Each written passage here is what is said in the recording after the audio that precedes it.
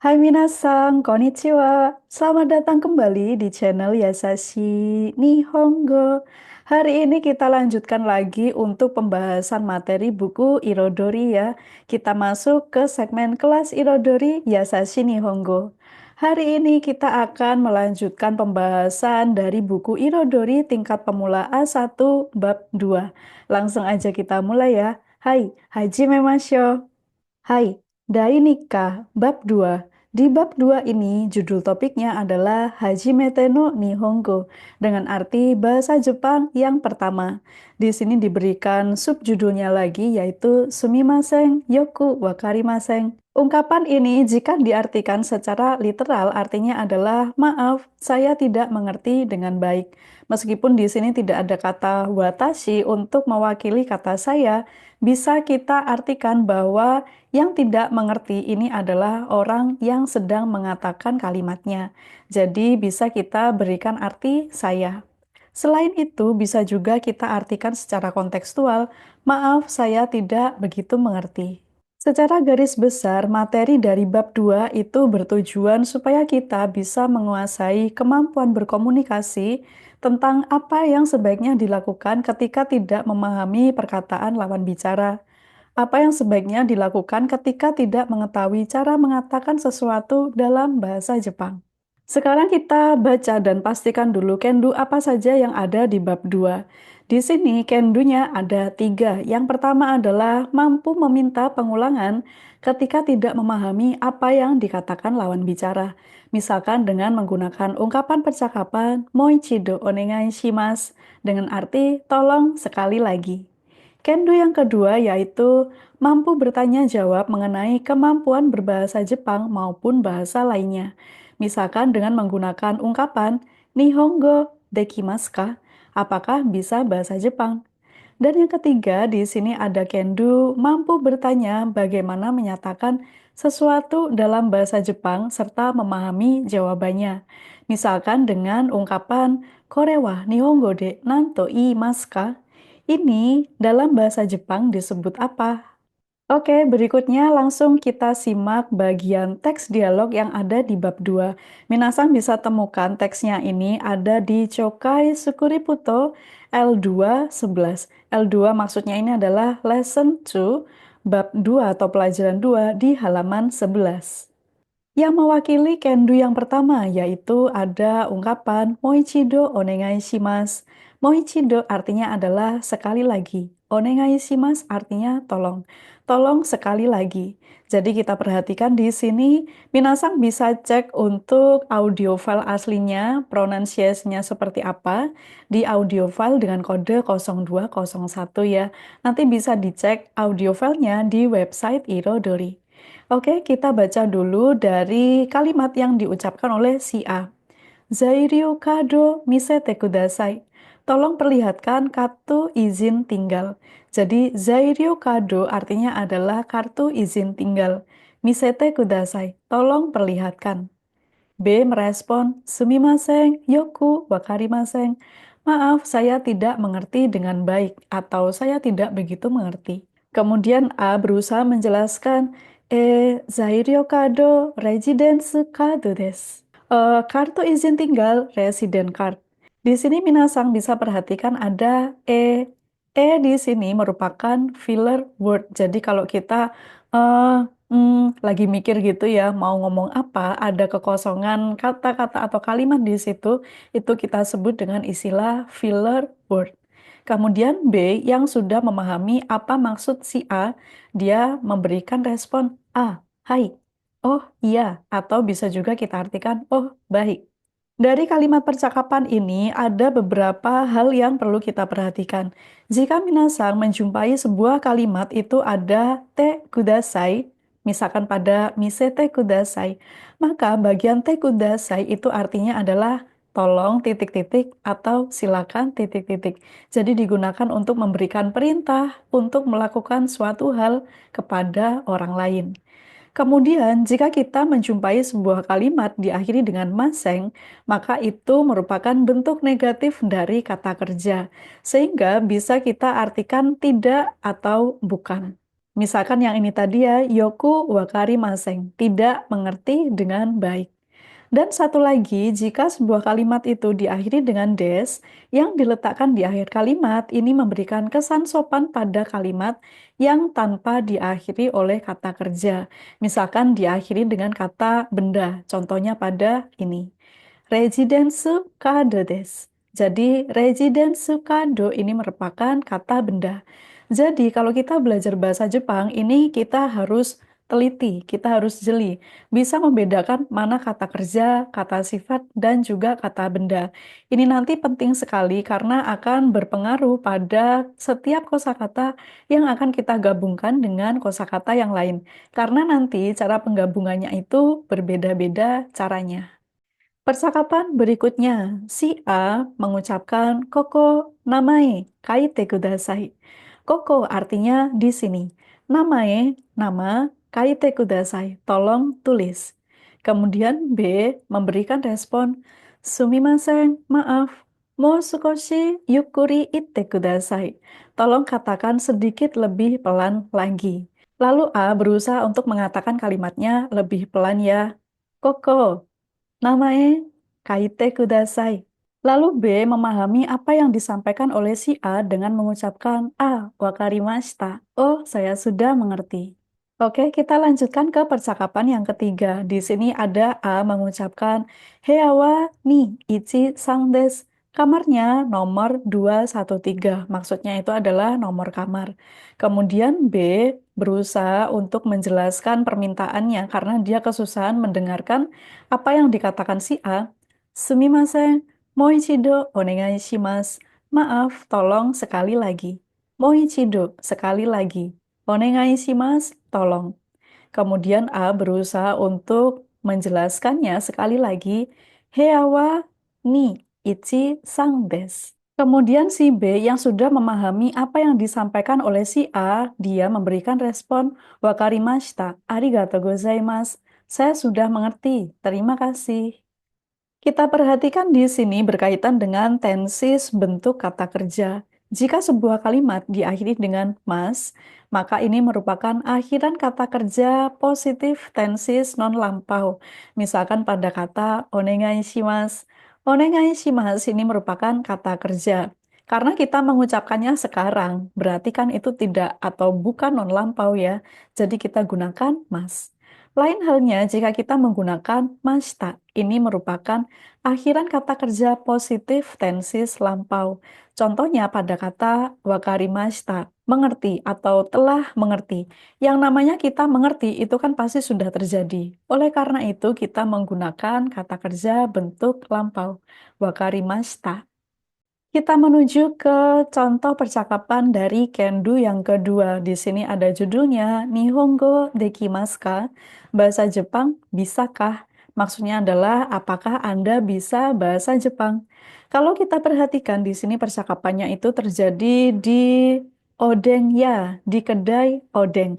Odeng itu apa? Minasang bisa baca sendiri penjelasannya di bagian pengenalan budaya di materi bab 2 buku Irodori ya. Ada di bagian akhir materi. Oke, kita lihat di sini ada A mengucapkan Hai, dozo.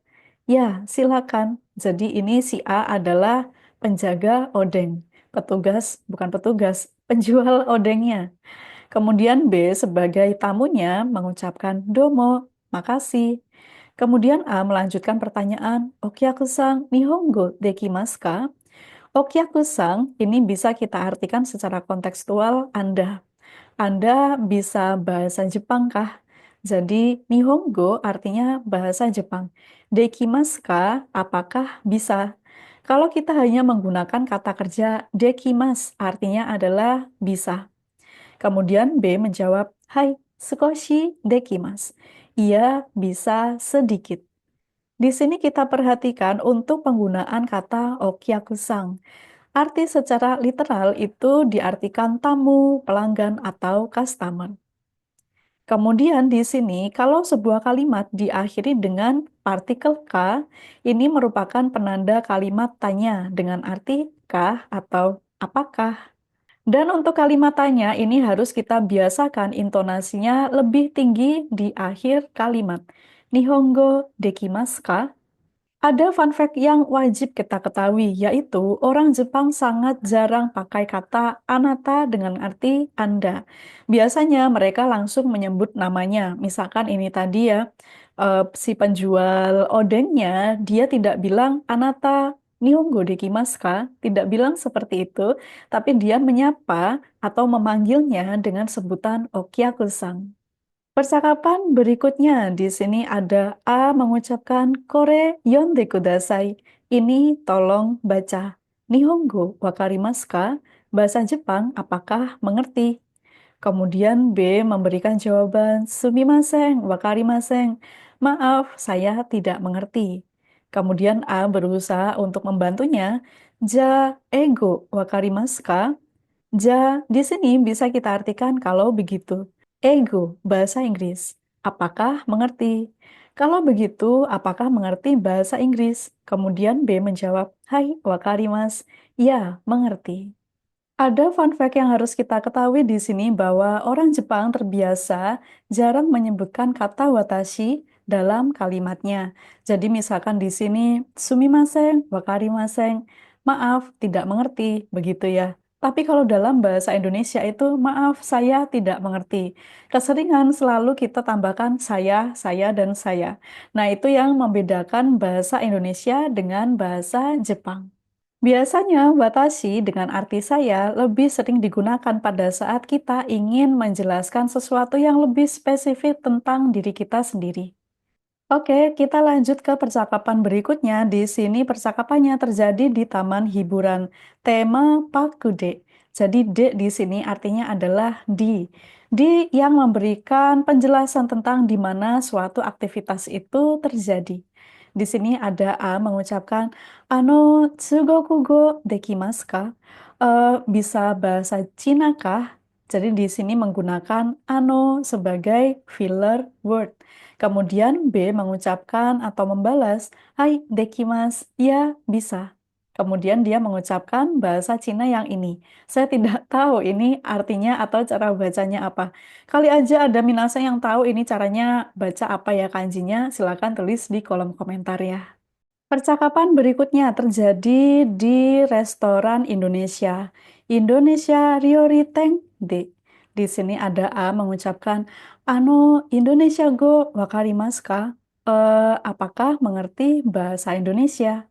Kemudian B menjawab, Hai, skoshi. Ya, sedikit. Apa kabar? Dia kasih contohnya. Kali aja nih ada minasan yang pernah dengar bahwa penggunaan dekimas dengan arti bisa sebelumnya itu menggunakan partikel ga. Itu memang benar. Contohnya sebagai berikut. Kita bandingkan dengan versi percakapan yang barusan kita baca dengan yang ada keterangan yang saya tuliskan di sini. Di sini ada versi patuh gramatikal pakai partikel yang lengkap. Sehingga kalimatnya menjadi Chugoku go ga dekimasu ka? Indonesia Go ga wakarimasu ka? Jadi, untuk menunjukkan hal apa yang kita bisa, itu menggunakan partikel ga. Hal apa yang kita mengerti, itu menggunakan partikel ga. Nah, di sini pada realitanya, kalau kita sedang ngobrol biasa, itu beberapa partikel itu ada yang hilang. Misalkan partikel ga ini. Tidak semua partikel itu bisa kita hilangkan ya, hanya beberapa partikel saja yang bisa dihilangkan. Partikel bisa dihilangkan apabila dia tidak merubah arti kalimat secara signifikan.